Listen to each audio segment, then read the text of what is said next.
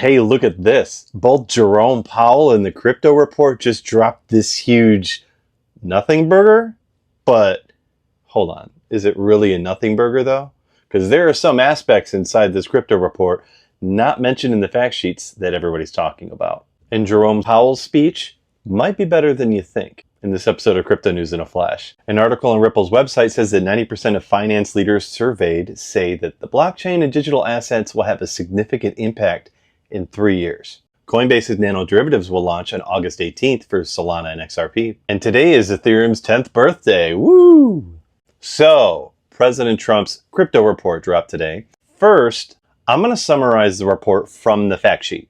Then I'm going to show you how a few gems I found in the report itself that I think are relevant. So the key highlights are: recommend giving the CFTC oversight of spot markets for non-security digital assets. Urge the SEC and the CFTC to quickly enable trading at federal level with clarity on custody, registration, trading, and record keeping. Call for safe harbor zones and regulatory sandboxes for DeFi experimentation. A safe harbor zone means you can launch a company now and we won't punish you yet for not meeting full regulations, as long as you're honest, open, and working towards following the rules. A regulatory sandbox means that you can test out your new crypto finance idea safely inside a special zone with lighter rules and regulator supervision. The difference: safe harbor is for projects already launched, sandbox is for testing before they launch. And barriers that restricted cryptos firms from banking access. Clarify rules for banks on custody, stablecoin issuance, token services, and master accounts. Support implementation of the Genius Act for US dollar-backed stablecoins,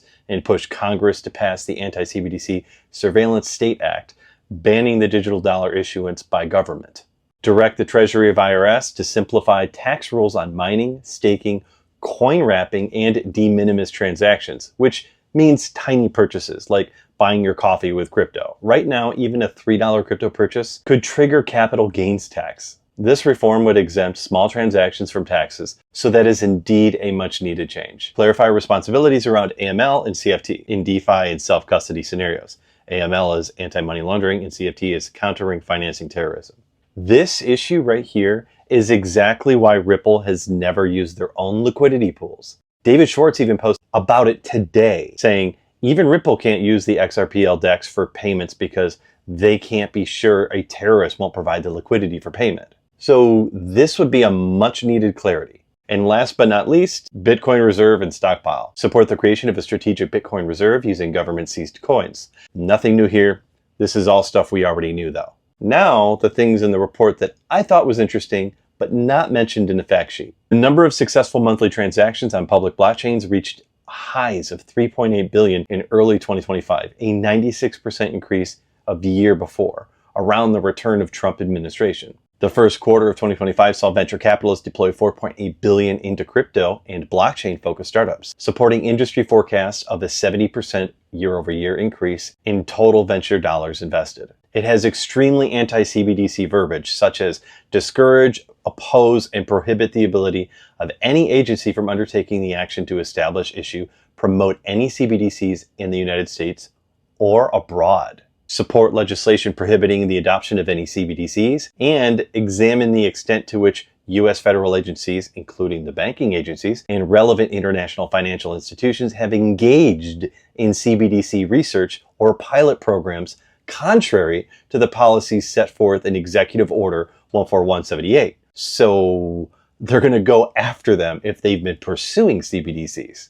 So yeah, ouch, going hard against CBDCs. So those of you who were worried, there's more evidence that they are cracking down on that idea. It also recommends that the government starts tokenizing U.S. Treasury market assets through pilot programs led by the Treasury, FSOC, and the Fed, saying Treasury in coordination with other relevant agencies should engage in international counterparts and institutions by leading initiatives to upgrade domestic payment systems, FMIs, and cross-border payment systems, to help protect the primacy of the dollar-based international monetary system. As well as this little gem, pilots. Clarity is needed in the ability for depository institutions to participate in pilots and experiments related to digital assets. This is quite literally suggesting that we should replace the outdated systems with newer blockchain systems, like newer than Fedwire, like replacing Fedwire. If this plays out, blockchains, possibly XRPL or similar networks, could be involved in the future federal level financial infrastructure.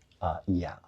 Congress should enact legislation affirming that individuals can custody their own digital assets without a financial intermediary engaging lawful peer-to-peer transactions using those assets. This is a rare explicit endorsement for self-custody. It's saying that you have the right to hold your own assets. No bank, no broker, no middleman. That's the essence of decentralization. And now it's written into the framework for policy level recommendation.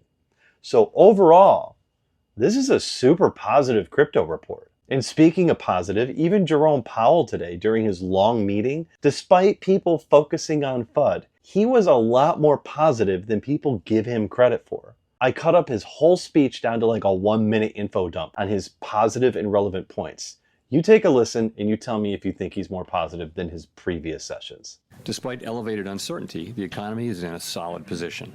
The unemployment rate remains low, and the labor market is at or near maximum employment. In the labor market, conditions have remained solid.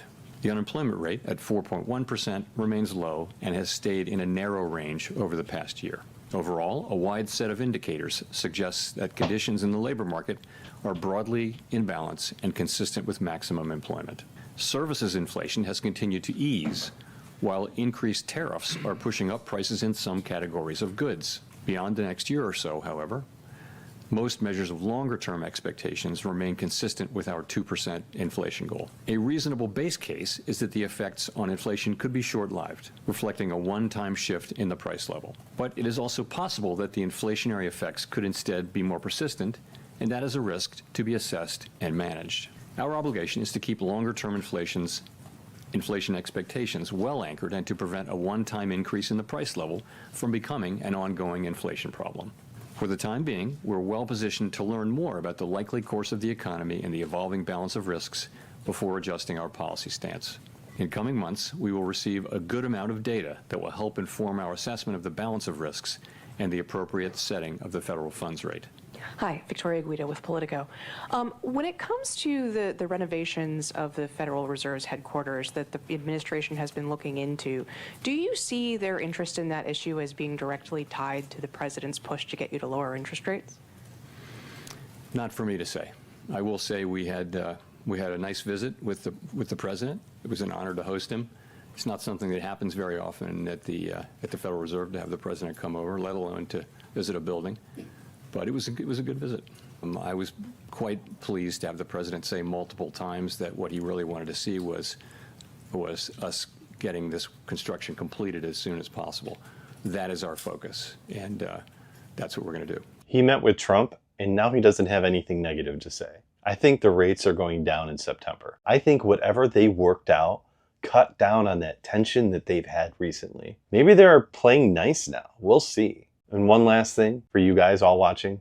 I put a ton of work into these videos for research, like today, for instance. I've been working on this video since I woke up at 8 this morning, and it's now 8 at night, and I'm just now recording it. So if you appreciate my video and the work and research that I do, please give me a follow, a share, a like, and a comment. Doing all of those above helps me gain more exposure. I truly appreciate you for all your support.